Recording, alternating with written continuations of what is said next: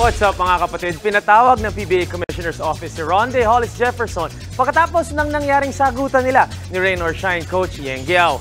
Bago daw mag-decide si Commissioner Willie Marcial kung anong gagawing aksyon, gusto muna niya marinig ang side ni RHJ.